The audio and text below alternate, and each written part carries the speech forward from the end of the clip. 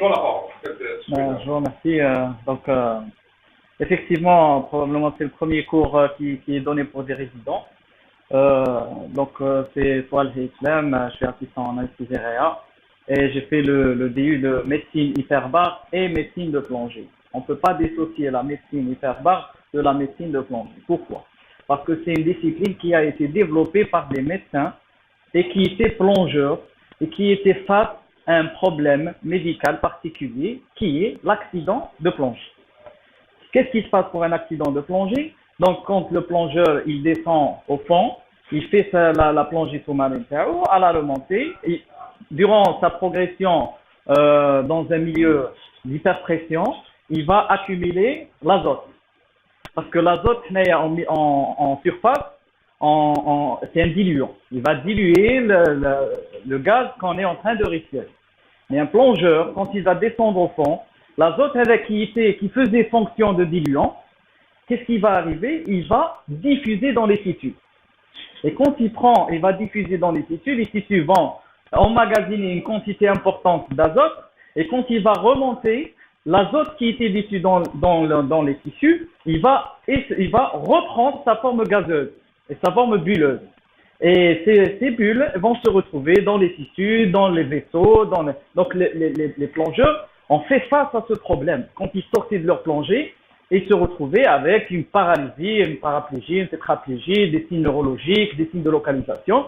Et ils ont réfléchi, vu que c'était un domaine qui intéressait beaucoup tout ce qui est armée, marine et tout. Donc, ils ont investi pour la recherche et ils ont découvert qu'il fallait remonter de la plongée ils ont établi des tables pour la remontée de la plongée selon la durée de plongée et selon la profondeur à laquelle ils ont effectué leur plonge. Donc, ils ont fait des tables ils ont fixé la vitesse de remontée à 10 mètres par minute et ils ont fait des tables pour faire éventuellement des arrêts pour éliminer l'azote. Après, ils continuent de remonter de leur plonge. Maintenant, une fois l'accident est arrivé, ils ont pensé à recomprimer ces plongeurs dans le même milieu, à même niveau de pression dans laquelle ils étaient. C'est-à-dire que tu as fait une plongée à 40 mètres de profondeur, tu sors, tu as fait un accident de plongée, donc ils te prennent à sec, ils te mettent dans une chambre, et la chambre indique qu'ils vont augmenter la pression à l'intérieur.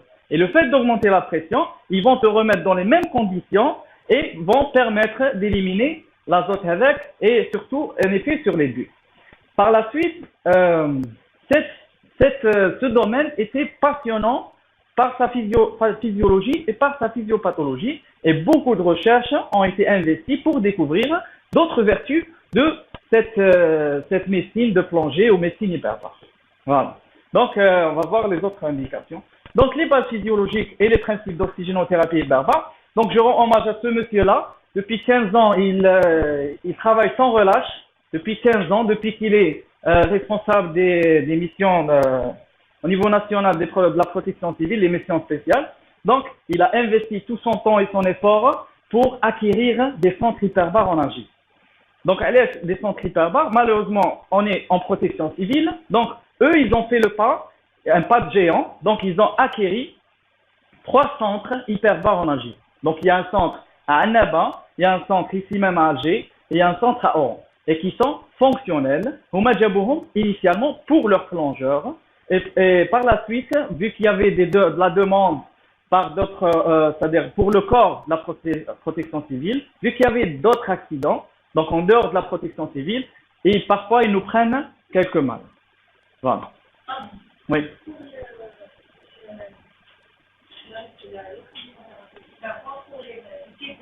Justement, on va aborder. On n'anticipe pas. Justement, je vais vous donner, justement. J'ai commencé par dire comment la médecine hyperbare est née. Après, par la suite, je vais vous dire où est-ce qu'on en est au point de vue physiologie, physiopathologie. Donc, ce diapo, donc c'est celui de Dr Habib, parce qu'on a fait une formation avec la fédération de plongée, où chacun il a présenté des thèmes. Et ce thème-là, il a été présenté par le Dr Habib. Il s'excuse, il n'a pas pu venir avec moi. Il travaille aujourd'hui. Voilà. Donc, on y va. Donc, l'oxygénothérapie hyperbare, mode d'action. Comment ça marche? Comment ça marche?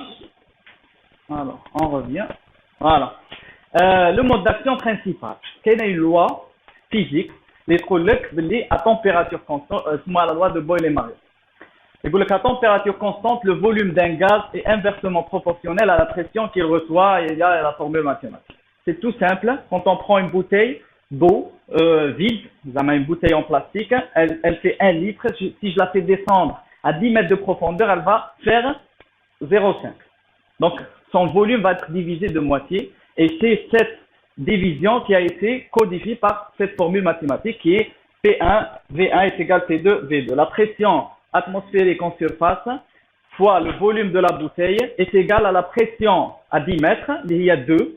La pression à 10 mètres, il y a 2 barres de pression, fois le volume, il y a 0,5. Donc, il sera à égalité. Donc, c'est cette loi, la loi de Boyle-Mariotte, c'est un des principes de l'oxygénothérapie hyperbare. Alors, deuxième loi qui est intéressante, ce que j'ai dit tout à l'heure pour les plongeurs qui vont évoluer au fond, ils vont emmagasiner de l'azote. L'azote est sous forme gazeuse, il a été emmagasiné sous forme dissoute.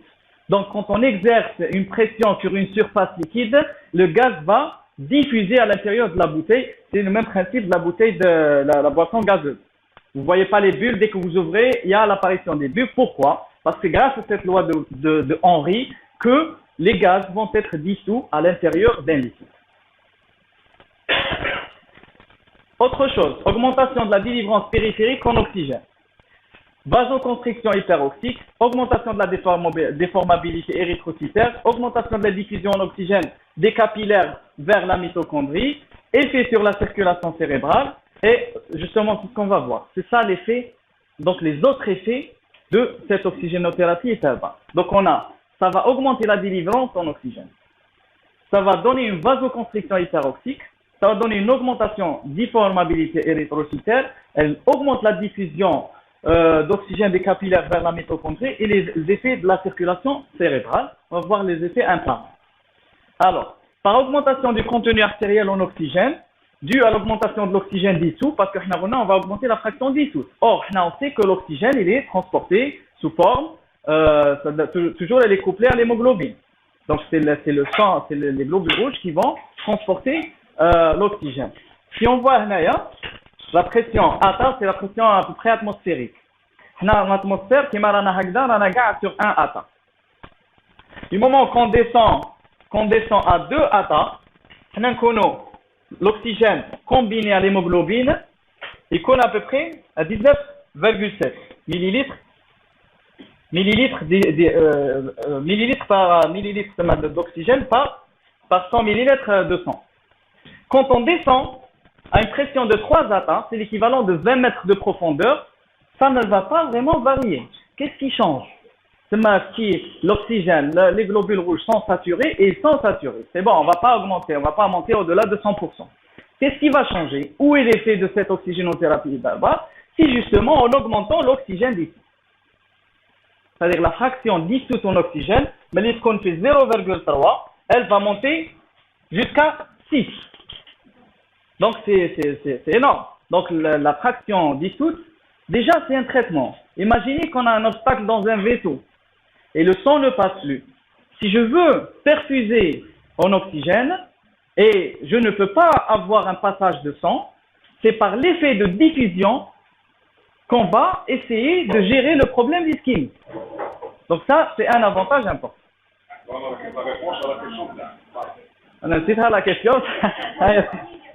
Voilà, donc on va profiter de l'effet de diffusion d'oxygène.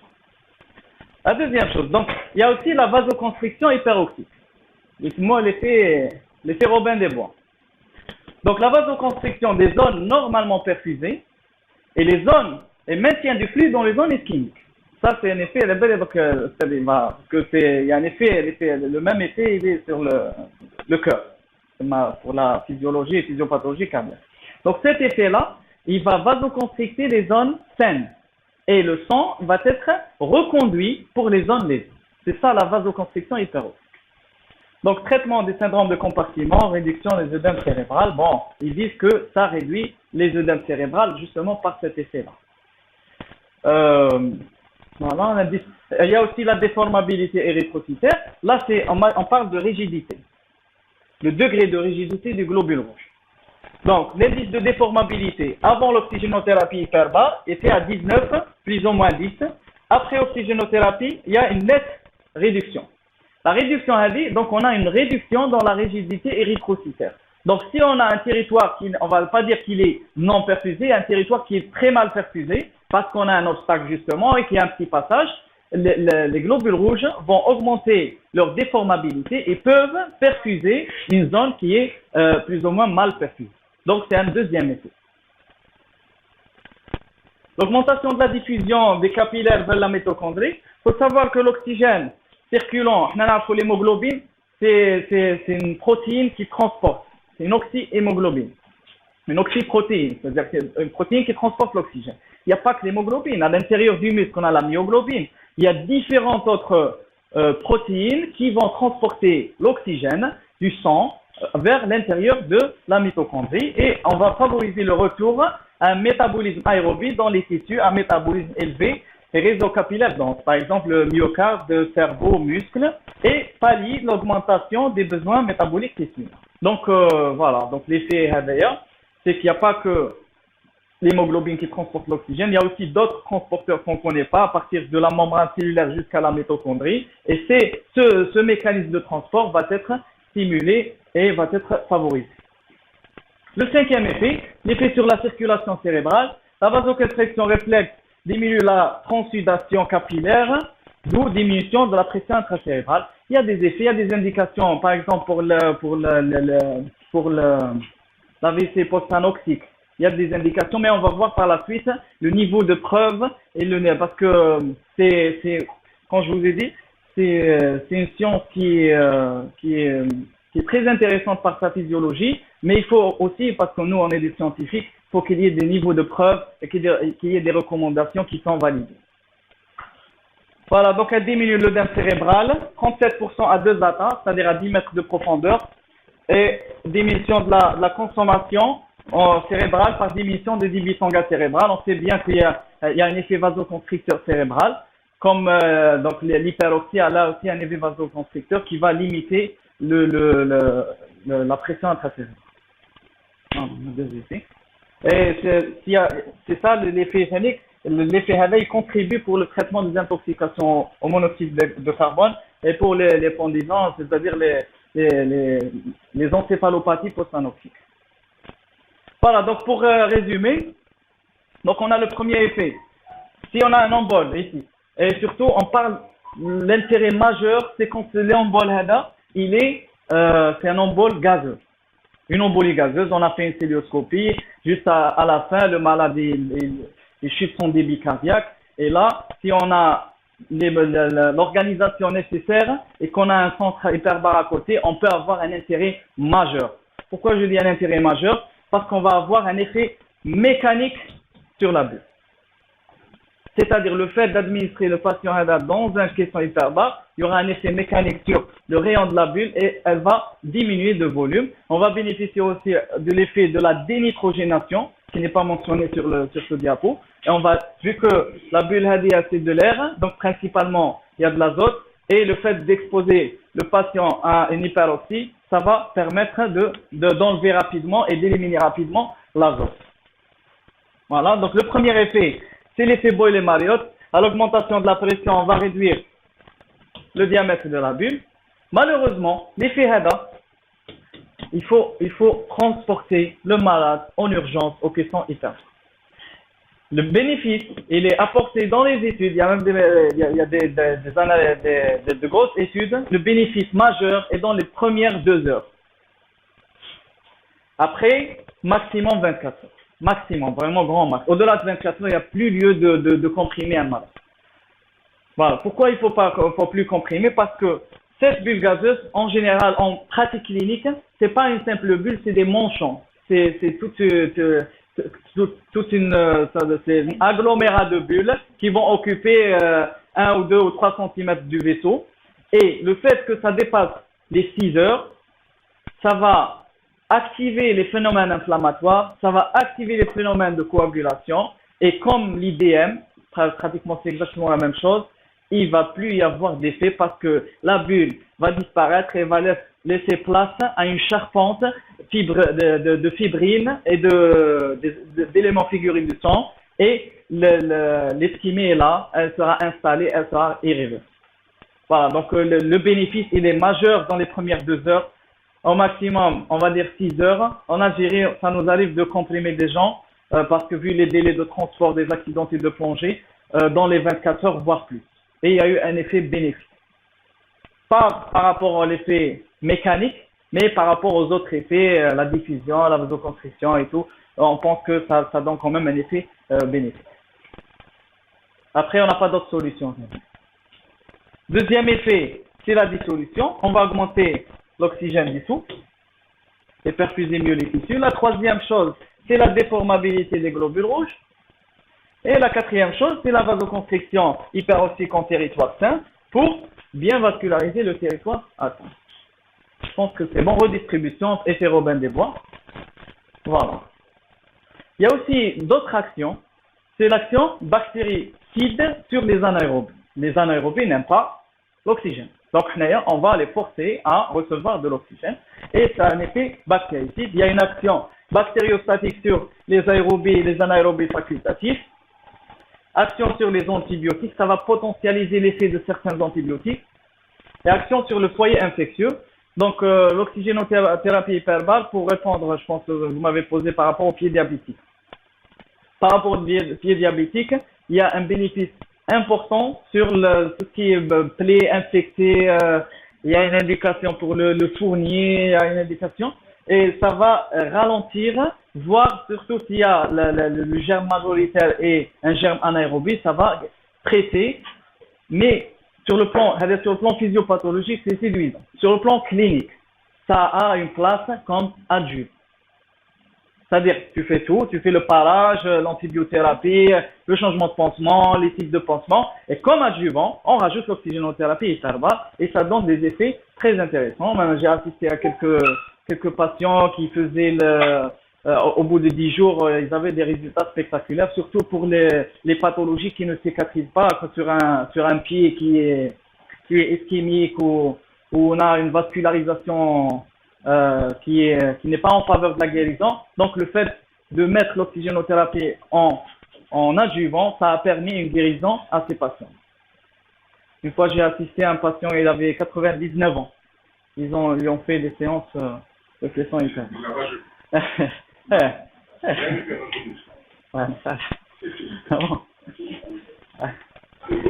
C'est le brûlé, tout ce qui est greffe, tout ce qui est cicatrisation qui traîne dans le temps, l'oxygénothérapie hyperbare trouve son indication parce qu'elle va favoriser, justement, on va rajouter un autre effet juste après ça. Donc on termine avec l'effet bactéricide, l'action lytique bactérienne par production de radicaux libres. Vous savez très bien que les radicaux hyperoxiques sont délétères pour les bactéries. Donc les radicaux libres vont vont avoir un effet bactéricide, augmentation du potentiel d'oxydoréduction cellulaire, inhibition de la production des toxines clostridiales. Voilà. Toujours bactériostatique, donc inhibe la synthèse protéique des bactéries, interaction avec les cofacteurs du métabolisme bactérien, diminution de la synthèse et l'augmentation du catabolisme de l'ADN et de l'ARN bactérien, c'est l'effet bactériostatique. Action sur les antibiotiques, augmentation du transport de certains antibiotiques, surtout pour ce qui est des aminoacides. Prolongement de l'effet antibiotique. Toujours action sur le foyer infectieux, augmentation de la... Bon, quand on prend un foyer infectieux, donc on va augmenter sa diffusion en oxygène, on a une action anti-œdème, on a une restauration du potentiel d'oxydoréduction, une restauration des pressions transcutanées en oxygène normaux, et une activation de la phagocytose. Des actions spécifiques, réparation osseuse, donc des actions spécifiques, augmentation de la néoangiogénèse. Donc un facteur important, quand ils admettent des plaies, on va voir un bourgeonnement. Et le fait d'avoir un bourgeonnement rapide par rapport à des patients, parce que là, c'est pas une seule séance pour les chroniques, parce que là on sort un petit peu de la réanimation. Pour les chroniques, c'est 20, 30 à 40 séances. Donc c'est tous les jours, ils rentrent en caisson, ils font la séance de Hamr al-Mdak et ils reviennent. Et parce que c'est des patients qui ont eu un échec de cicatrisation, donc avec le caisson hyperbare, ça va accélérer le mécanisme. Voilà, quantité et qualité du collagène, augmentation de la prolifération, de l'activité des fibroblastes. Pour la réparation osseuse, il l'utilise pour l'ostéoradionécrose. C'est des gens qui ont subi de la mandibule surtout, c'est des gens qui ont subi une radiothérapie et qui vont faire une réaction inflammatoire qui se pérennise. Donc ça a un effet sur ce genre de patients. Ces patients éradiquent. Voilà. Après, il y a des consensus. La dernière, c'est celle de 2016, mais là, on se limite à celle de 2014, livre 2014. Là, c'est les niveaux de recommandation. Il y a des recommandations fortes, il y a des faibles recommandations, il y a des recommandations neutres, et il y a des situations où il n'y a pas eu de recommandations. Pour les niveaux de preuve, on a le grade A, le grade B, le grade C et le grade D. Là, si on voit les indications, voilà, c'est les indications. Principalement, ce qui nous concerne, c'est l'intoxication au CO. C'est un niveau de preuve B et c'est un agrément fort. C'est un accord fort. Il n'y a pas de niveau de preuve A. Tout ce qui est médecine hyperbare, il n'y a pas de niveau de preuve A. Je pense, si je ne me trompe pas, niveau de preuve A, il faut 2 méta-analyses. Et là, je pense qu'il n'y a pas de méta-analyses pas des études de grande échelle pour qu'ils puissent mettre des niveaux de preuve A. Mais ça marche. Et ça sort dans tous les livres, ça sort dans tous les écrits. Si vous voyez le cours EMC sur l'intoxication au monoxyde de carbone, vous allez trouver le question hyperbare. Et mettez dans la tête que c'est un niveau de preuve B avec un agrément fort. Ce qui nous intéresse aussi, donc, c'est l'accident de décompression. Ne croyez pas que c'est rare. Si vous allez travailler service civil à Annaba, vous allez en recevoir une vingtaine, voire une trentaine par année. Et les médecins là-bas, ils se sont auto-formés sur la question de l'hyperbarie, et donc ils arrivent quand même à se débrouiller. Mais parfois, pourquoi Annaba? Parce qu'à Annaba, il y a des gens qui font le braconnage de corail. Le corail algérien, c'est le meilleur corail au monde. C'est l'or rouge. Il y a une vingtaine, une trentaine, une quarantaine d'années, le corail était dans des zones accessibles. Donc, je vous ai parlé initialement qu'il y avait des tables de plongée, qu'on doit respecter les règles de sécurité. Les tables de plongée Tawana, ils s'arrêtent, on est censé être limité à 40-50 mètres maximum. Rouma, actuellement, vu que les espaces proches de la zone des 40 mètres, il n'y a plus de corail. Donc, Rouma, ils descendent à des profondeurs faramineuses. Ils descendent à 70 mètres, 80 mètres, dans certaines situations jusqu'à 90 mètres. À la sortie, ils n'ont pas les moyens et ils sont persécutés par les forces de l'ordre. Parce que c'est du braconnage. Alors, qu'est-ce qu'ils font? Ils brûlent les paliers. Parce que si tu fais une plongée, par exemple, à 70 mètres, tu dois faire 2 heures dans la remontée. 2 heures, direct, tu vas avoir une tétraplégie. Qu'est-ce qu'ils font? Ils font quand même certains paliers, mais par habitude, ils ont remarqué que s'ils ne font pas le palier le plus superficiel, par exemple celui de 3 mètres, en général, donc tu vas voir des gens qui vont sortir, ils vont prendre un comprimé d'anti-inflammatoire, parce qu'ils savent que l'anti-inflammatoire, c'est un anti-agrégant plaquettaire mineur, et ça va fluidifier le sang, ils vont boire, et ça va permettre d'éviter des accidents. Ils vont te dire que ils sont impossibles à convaincre. J'ai fait mon mémoire de DU, elle a les accidents dans la wilaya de Fatal. Ils sont impossibles à convaincre.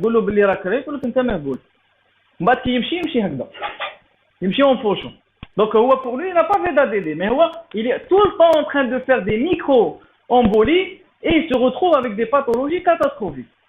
Ça fait un mois, justement, comme elle est Tarf, parce que Tarf, c'est le lieu de braconnage. Actuellement, 2018-2019, on a une nouvelle tendance. Ils sont en train de chercher du corail ailleurs. Ils sont en train de chercher à Oran, Tlemcen, et on se retrouve avec des accidents de plongée. Le dernier remonte à 2 mois. Oui, un monsieur de 62 ans, un chevronné du braconnage, il a fait un accident de plongée. Il était reçu à l'hôpital initialement, il était en bon état général. Lors de son transport, il décède. Probablement, il y a des migrations de bulles dans les réseaux coronaires qui a provoqué un arrêt cardiaque. Et quand j'ai posé la question, est-ce qu'il a fait un ECG à l'hôpital, ils ont dit non. Pourquoi? Parce qu'ils ne connaissent pas le cursus médical sain, mais un embolie gazeuse peut migrer effectivement dans les coronaires et peut provoquer un trouble du risque, et le trouble du risque peut aboutir au décès. Donc le monsieur il est décédé, je suis à Ouargla, on m'informe, voilà, il y a un accident, vous avez fait un ECG, j'ai pas fait de ECG. Deuxième chose, on me dit, il a quel âge? 62 ans. 62 ans, comme pour un corailleur, pour un braconnier, alors au sujet âgé. En général, les corailleurs, ils ne vivent pas longtemps. C'est vrai qu'ils sont très bien rémunérés, ils sont éligibles pour la très bien, donc de belles voitures, mais le risque d'accident est énorme. Donc 62 ans pour moi, après ce qu'on a vu sur 6 ans, ça fait 6 ans qu'on travaille sur cette question, donc 62 ans c'est pour un corailleur, alors au sujet âgé. L'embolie gazeuse diatrogène, l'embolie gazeuse, elle remonte, on est au niveau de prostate.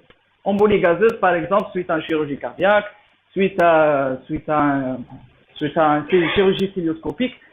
Je pense que le facteur important, c'est parce qu'en général, ces patients-là sont très graves. Et il faut une organisation importante pour les transférer à un caisson hyperbare. C'est bon, un fibreur, vous allez voir tout à l'heure que ce n'est pas possible de transférer un patient, surtout pour les caissons actuels algériens. Donc c'est pour ça, en Algérie, le Dr Habib, il a une très, très bonne expérience et il a des effets, des résultats spectaculaires sur les accidents de plonge. C'est des gens qui rentrent tétraplégiques, le lendemain ils commencent à marcher, le 5e jour on enlève la sonde urinaire, il arrive à uriner tout seul. Donc voilà, donc on a d'excellents résultats sur les accidents de désaturation en plongée.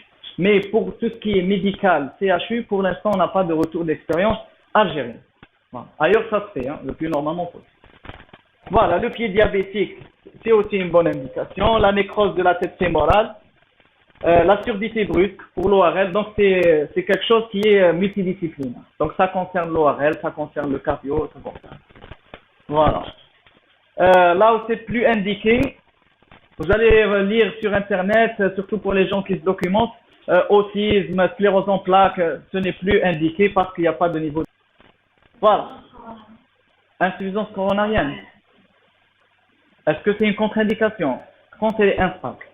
Quand elle est instable, effectivement, ça peut être une contre-indication parce que ça va donner une vasoconstriction coronaire. Vous savez que l'hyperoxie, elle est délétère. Il n'y a pas que le côté beau de la spécialité, il y a le côté sombre qui n'est pas très bien expliqué. Mais quand vous faites une formation globale sur la médecine de plongée, on va vous faire toute une formation sur tout ce qui est effet délétère. Voilà. Donc, insuffisance coronarienne instable, non. Donc, organisation et fonctionnement d'un centre hyperbare. Donc, définition. Le terme installation hyperbare recouvre les caissons hyperbares, les dispositifs techniques, les équipements médicaux, les fluides, c'est-à-dire les gaz qu'on va utiliser, les locaux qui abritent l'installation. Le centre hyperbare, quant à lui, désigne les installations hyperbares et le personnel qui y travaille. Donc, pour dire centre hyperbare, je vais savoir le caisson. Alors, les caissons thérapeutiques sont obligatoirement des multiplaces, c'est-à-dire que tu peux accueillir plusieurs personnes parce que la plongée ne se pratique pas seule. Souvent, il y a une équipe. Et quand il y a une erreur, une vice de procédure, c'est toute l'équipe qui va être comprimée. Les symptomatiques ou les mal symptomatiques. Donc, parce qu'ils ont fait la même erreur. Équipé avec un SAS, le vestibule, comme elle est tout à l'heure, et permettant l'entrée et la sortie du personnel durant les séances d'oxygénothérapie hyperbare. Nécessité de relève de l'accompagnant, parce que le caisson hyperbare, mais pas juste comprimer, parce que le fait de comprimer, recomprimer, il y a quand même, s'il prend de l'air, même il est en train de faire une plongée, il ne peut pas sortir quand il veut. Donc il faut que les personnels se relèvent. Surtout parce que, notez comme exemple, un accident de plongée grave, il reste 7 heures au caisson. Pensez que l'accompagnateur va rester 7 heures avec lui. Il se relève chaque 2h30, où là il y a des tables thérapeutiques et il se change Voilà, l'envoi de renfort en cas de problème survenant au cours d'une séance. Le matériel médical. Alors, tout ce qui rentre à l'intérieur d'un caisson hyperbare doit être certifié hyperbare. Parce que, notez comme exemple, une seringue électrique, il lui faut une force باش تحرك la seringue. دخلها au milieu hyperbare, elle ne va pas fonctionner parce que tout le régime de pression a changé. Donc il faut du matériel certifié hyperbare. Un respirateur ne peut pas fonctionner à l'intérieur d'un caisson. Un respirateur normal, parce que il est calibré à fonctionner en pression atmosphérique. Un respirateur, il est calibré à fonctionner en pression atmosphérique. Il n'est pas calibré pour fonctionner à 2, 3, 4, 5 fois la pression atmosphérique. Ça ne marche pas. Donc il faut du matériel soit hyper sophistiqué, soit archaïque. Parce qu'archaïque, à la main, ou hyper sophistiqué, il faut acheter des respirateurs qui coûtent 3 fois le prix d'un respirateur normal. Pourquoi? Parce qu'il est certifié hyper. Voilà, pour l'anecdote, à Marseille, ils utilisent un respirateur archaïque. C'est plus facile, mais que je il y a des mesures draconiennes, parce que l'hyperoxie, le risque d'étincelle, le risque de brûlure, il est important. Voilà. Donc, obligatoirement conçu pour fonctionner en conditions hyperbares sur le matériel électrique, dont la tension est inférieure à 50 volts et autorisée à l'intérieur des caissons. Pour l'intensité, il est raisonnable de ne pas dépasser quelques ampères. C'est ما تقدرش تدخل معك سمارت فون كي تدخل شويه في الكيسون ما دخل معك كتاب تقدر تقرا mais à part ça tout ce qui est matériel électrique pile tout ça il peut pas rentrer à l'intérieur d'un caisson hyper. C'est impossible parce que au-delà de 50 volts risque l'oxygène c'est un comburant et risque d'explosion et risque d'incendie. Il est raisonnable de ne pas dépasser les fluides. Il se compose de l'air de compression, air ambiant, l'air, et de gaz thérapeutique, oxygène et mélange suroxygéné. Les mélanges peuvent être du nitrox, de l'iliox, du trimix. Ça, c'est des dénominations parce que quand tu prends un plongeur à 15 mètres de profondeur, c'est possible, avec de l'oxygène pur. Au-delà, il y a une toxicité neurologique. Le patient risque de convulser au-delà. Parce qu'il y a une toxicité, les radicaux libres, ils tuent les bactéries, même à un certain niveau, ils vont se retourner contre le patient. Donc, ils vont donner une toxicité cérébrale aiguë. C'est l'effet Paul-Bert. Donc, la toxicité cérébrale aiguë, comment on l'évite? Si je veux prendre un accident de plongée grave, un manchon de bulle dans un vaisseau, l'effet mécanique maximal. L'effet mécanique, mais c'est l'oxygène. L'effet mécanique, c'est de la pression. Donc, je dois prendre ce patient à l'équivalent de 30 mètres de profondeur. Et je ne peux pas prendre ce patient avec 100% d'oxygène. Maximum, c'est 15 mètres. Qu'est-ce qu'ils font? Ils rajoutent de l'hélium.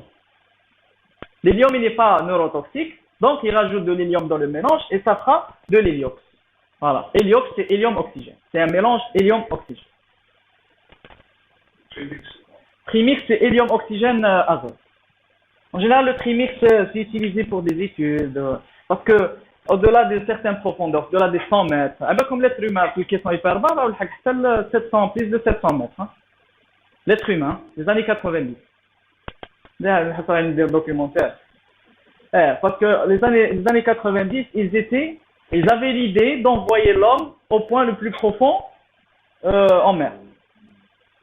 Les années 70-80. Les années 90, déjà, le robot. Alors pourquoi, si on a un robot aussi performant que ça, pourquoi envoyer l'être humain? Donc ils arrêtent les budgets, ils coupent les budgets, et l'homme arrête d'essayer de descendre à des profondeurs importantes. Mais les études, ils étaient financées pour ça. Badrel, déjà le robot, où il y a les missions, et tout. Donc, c'est bon, absolument les études. Donc, la plus profonde, c'est à peu près plus de 700 mètres de profondeur. Les locaux d'implantation,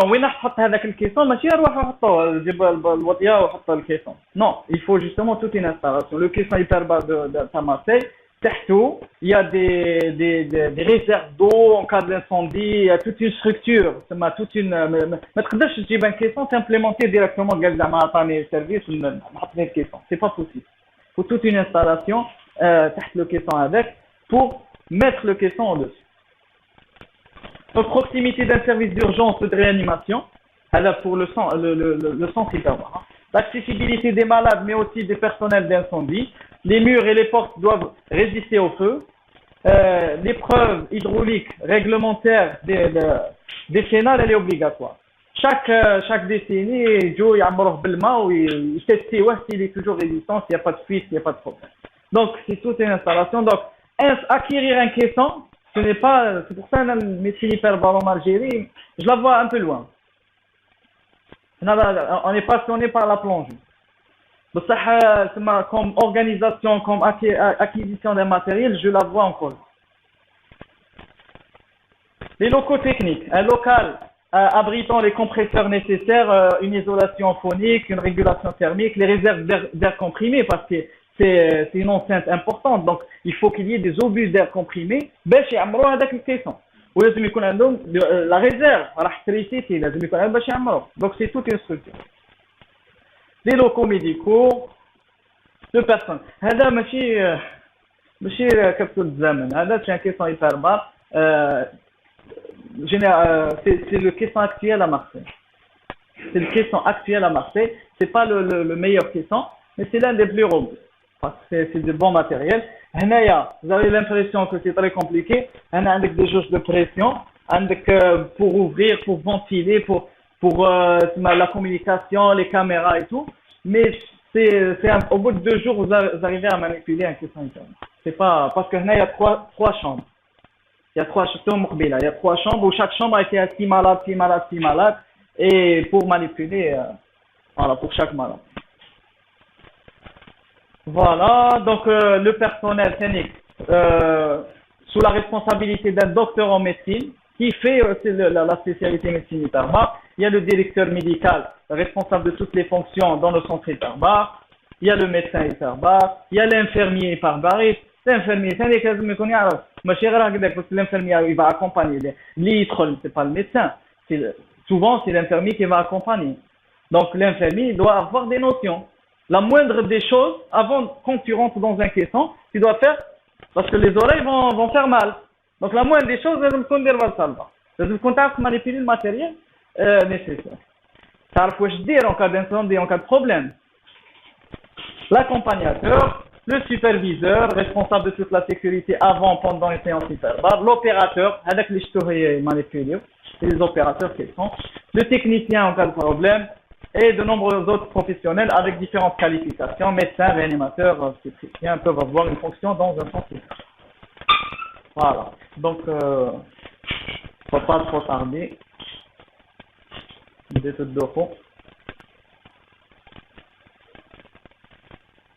Voilà ce que c'est qu'un malade sévère dans un caisson hyperbare. Ce n'est pas rien. Alors, déjà, il faut que le caisson soit accessible. Il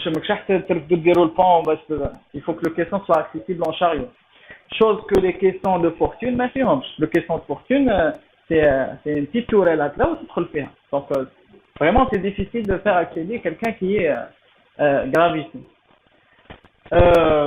Vous voyez que là, c'est un patient qui est intube. Tout ce qui est perfusion, sollicite perfusion, peuvent provoquer une embolie gazeuse.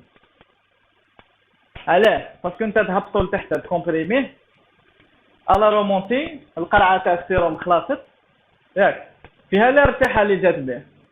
va gonfler, elle rentre dans les vitres. Donc, c'est pour ça que, encore une fois, je vois cette spécialité un peu loin en Algérie. Parce que si on n'a pas l'organisation et la rigueur nécessaire, on va, au lieu de traiter, on va tuer. Donc, là, l'infirmier hyperbariste, il est au courant. Il a clamper un pneumothorax. Si comme pneumothorax drainé, il doit faire un clampage. Il faut utiliser tout ce qui est compressible. Mais les solutions dans des trucs en verre. Tout ce qui est compressible. Donc là, c'est tout ça, ça fait en sorte que en Algérie, ces patients-là oublient le caisson hyperbare actuel. Pour des patients plus ou moins stables, qui fait une paraplégie, qui a une bulle au niveau de la moelle, ça c'est jouable. Donc même si on tarde un peu, mais c'est jouable. Donc ces patients-là, ils ont sauvé. Ils remarchent. C'est un résultat qui est spectaculaire. Et pour ce genre de patient, on n'est pas encore. Voilà, donc le minimum, c'est les thorax, ECG, Bon, et bilan sanguin. On va dire les BNP, ça n'est pas chaud. Voilà. Là, c'est un matériau intéressant, à l'air, parce qu'à un moment donné, la sécurité sociale, elle voulait plus rembourser le caisson. Parce qu'avant qu'il y ait des conférences consensus et tout, il n'y avait pas des preuves scientifiques solides. Donc, la sécurité sociale, une séance de compression, ça coûte 300 euros. Donc, la sécurité sociale, ils se sont dit pourquoi on vous rembourse alors que vous n'avez pas de preuves scientifiques suffisantes. Alors, qu'est-ce qu'ils ont fait? Pour les patients qui ont, par exemple, un pied diabétique et avec un lit vasculaire, mauvais lit vasculaire, mauvaise cicatrisation, ils mettent des capteurs transtisulaires d'oxygène.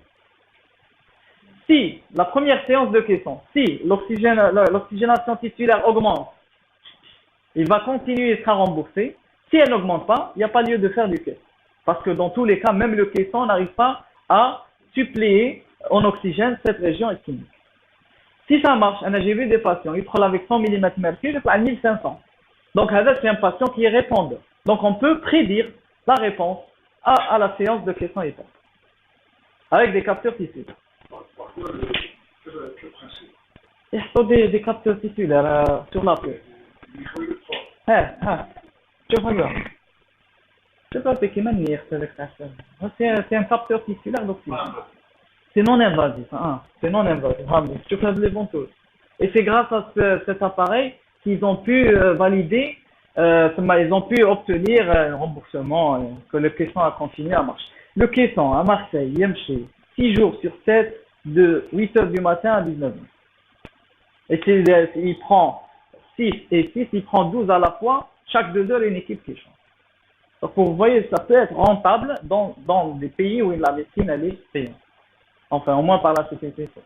Ce que j'avais vu sur le NIRS. C'est justement, je pense qu'il m'a NIRS. C'est le NIRS, d'accord. C'est le NIRS, vous qui mesure et je pense que c'est le NIRS. C'est un phare, c'est pareil. Ça paraît.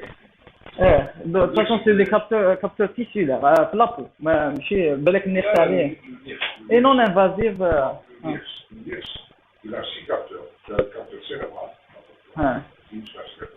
tu peux le mettre au niveau abdominal pour les intestins, au niveau de la peau, au niveau des muscles et au niveau rénal.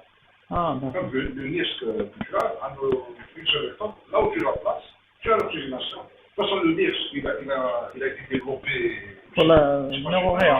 C'est pas chez l'être humain, il a été développé chez les vétérinaires pour vérifier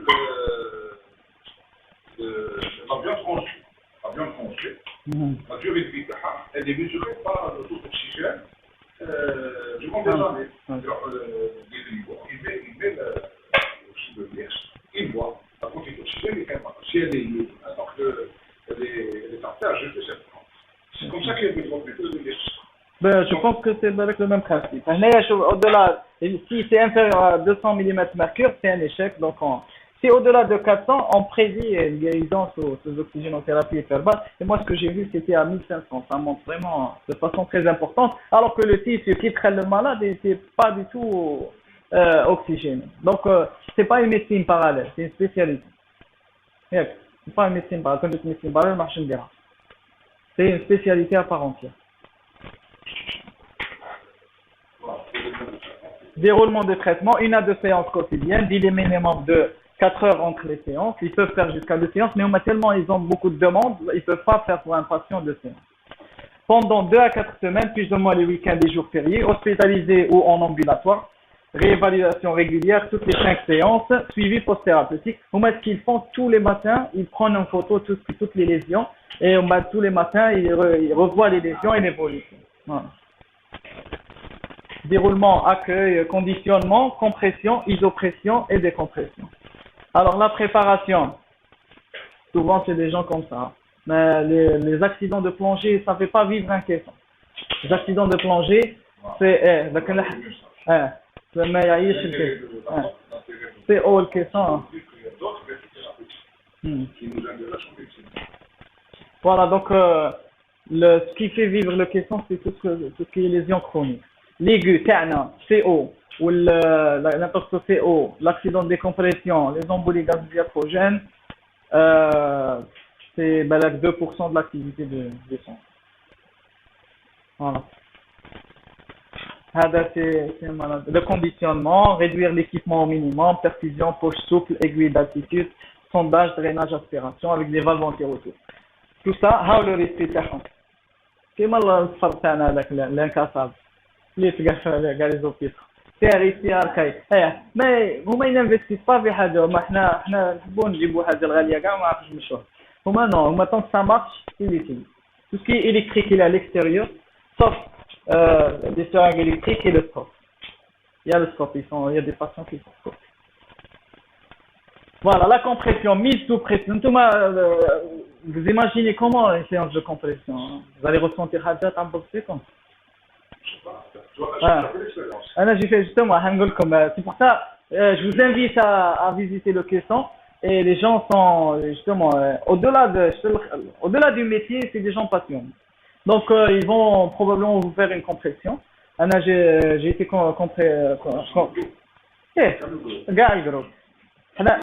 a fait sauf les 23 médecins que j'avais pris Maya ils ont tous fait une compression 3-4 mètres انا عطوني 10 مترات ما عليكم صح une question c'est au contraire qu'il y a une femme enceinte pour les femmes enceintes quand il y a le bénéfice quand il y a un intox au grave oui quand il n'y a pas d'intox il vaut mieux éviter tout ce qui est plongée sous-marine il faut éviter la femme enceinte tout ce qui est hyperpression milieu hyper bas et femme enceinte faut éviter. Oui, il faut peser le bénéfice-risque. Quand on a une femme enceinte et le bénéfice, parce qu'elle va se retrouver avec un syndrome post-intervallaire, avec une anoxie cérébrale et œdème cérébral, là, le fœtus, là, il faut comprimer. Mais quand il n'y a pas d'indication, donc c'est une contre-indication, tout ce qui est même plongée sous-marine, même un mètre, ouais. تدخلي لداخل هذه الخرجة شكون هذا اللي راه انسان طفرة donc voilà donc il faut éviter écoute qu'on a été tous comprimés au caisson et c'était quelque chose de il faut le vivre allez parce que vous allez manipuler d'intéressant c'est intéressant allez c'est intéressant علاه je vais lui dire هذا دكتور حبيب pour qu'il vous comprenne علاه باسكو نهار اللي تبعث مريض يباك واش راح va subir تقول سهله qui sont hyper bas le comprimé cerveau non c'est pas ça non il va rentrer ça va se fermer il y a des bruits de compression il y a des bruits de décompression il y a la descente ça chauffe à la remontée il y a de la buée ça va se refroidir donc il faut le vivre pour n'alors d'accord que j'ai battu maré donc qui va subir dans un caisson voilà mais c'est accessible à tout le monde hein. Comme j'ai vu quelqu'un 99 ans il s'est fait caissonner ou régulièrement pour un problème d'estimée du membre interne voilà donc elle sera la mise la compression elle est lente chaque minute ça va être donc c'est une compression lente mais les gens n'auront pas à faire la manœuvre de Valsalva mais presque à chaque fois ils disent la manœuvre c'est des sujets les pressions exercées pour les pathologies chroniques ne dépassent pas 2,5 atteint il y a 15 mètres de profondeur les pressions exercées pour la prise en charge urgente peut aller jusqu'à 6 atteint peut aller jusqu'à 50 mètres de profondeur les caissons des chenards à Marseille ne vont pas jusqu'à 50 mètres les caissons à Nice et roho jusqu'à 50. À Marseille, ils ont décidé de les maximum 30 mètres.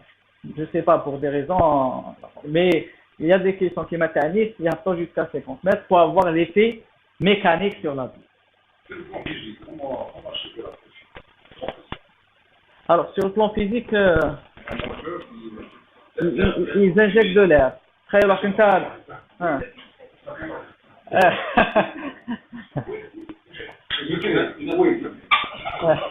احكم قراءة إفري ونديرو في الداخل on commence à insuffler tu vas rien ressentir autour de toi sauf les oreilles mais tu vas rien ressentir sur ton physique ils sont en train d'insuffler de l'air dans les chambres dans la chambre de l'air il sera comprimé ils sont en train de passer de l'air ils sont en train de passer de l'air ils sont rien ne t'as les oreilles Je suis descendu en plongée humide jusqu'à 52 mètres. Je fais de la plongée sous-marine. J'enseigne la plongée sous-marine.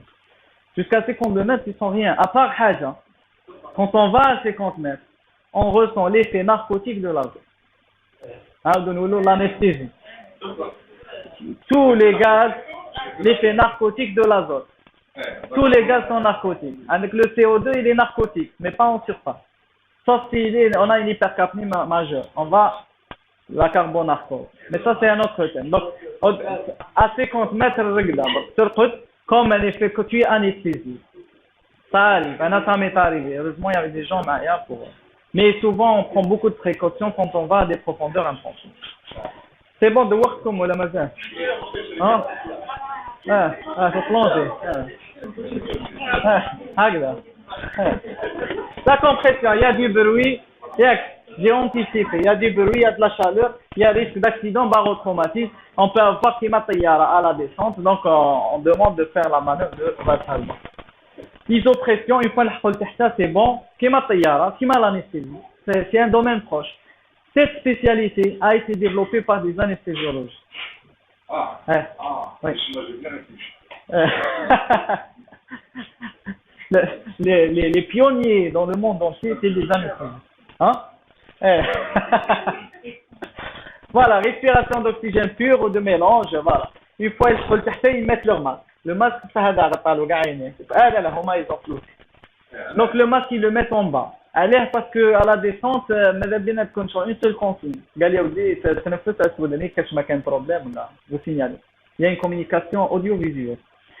Une fois au fond, mettez votre masque. Le quand vous êtes le masque, c'est des sujets âgés, il va laisser le masque, il sait où de nous, on va dire le cas, c'est pas sérieux. Voilà, donc une seule difficulté à la fin. Pour les plongeurs, on est habitué à ce genre de différence de pression et tout, donc ils ont les réflexes qu'il faut, donc on descend avec masque. Et d'autant plus que descendre avec masque, parce que Hada fait l'oxygène pur. Pour l'ambiance, c'est de l'air. Le masque fait l'oxygène pur. La compression, c'était que de l'air. Il n'y a pas d'oxygène. Pour les chroniques, avec de l'air. Pour les aigus, intoxiqués eau et tout, ça se fait avec de l'oxygène pour gagner du temps. Parce que 15 minutes à dire que tu as le et tu vas oxygéner pur. 1. Jusqu'à 15 mètres, et puis au 1. Parce que je ne sais pas, il y a des différences entre oxygénation hyperbare et oxygénation au débit. C'est pas du tout la même chose. Hein. Le haut débit, c'est un débit de 68 minutes. Pour 48 minutes, c'est un haut débit. Hanaya, il respire normal. Il respire le plus normalement possible. Il prend 100% d'oxygène. Voilà. Donc, qu'il y a des capteurs. C'est la chambre chronique. Vous voyez ça. Température, humidité, débit. Il y a pas mal de capteurs. La chose la plus importante, c'est que dès que l'oxygène, le pourcentage d'oxygène est là pour un certain seuil, il faut ventiler. Parce que, quelles que soient les maladies, ils respirent l'oxygène pur, il expire dans l'ambiance. Le pourcentage d'oxygène va augmenter, et quand le pourcentage d'oxygène va augmenter, le risque d'incendie est plus important. Donc là, il faut ventiler le caisson. Bon, c'est des détails de manipulation. L'isopression, avec le tableau qui l'affiche, tu fais la progression, et là, c'est la remontée. Qui m'a l'anesthésie, qui m'a le pilotage, c'est le même principe, ça a été développé par des anesthésistes. Ça fait 5 ans, voilà, la décompression, lente, 1 mètre par minute. Qu'est-ce on a le froid. Pas de Valsalva, en général, parce que 15 minutes pour la descente, l'oreille s'équilibre toute seule. Ou il ne faut pas faire de Valsalva à la remontée. Mais à la remontée, il ne faut pas décomprimer. Moi, les détails, ils vont vous expliquer. Voilà, en conclusion, pas de séance d'oxygénothérapie hyperbare anodine. Ce n'est pas rien. C'est justement, il faut toute une organisation. Il faut de la discipline. Mais les hackers de la protection civile, parce qu'ils ont la rigueur. Caisson, enceinte close, étroite, isolée, vigilance pour tous les patients. L'urgence ne doit pas dispenser de la préparation. Prise en charge pluridisciplinaire, décision collégiale. La compagnie.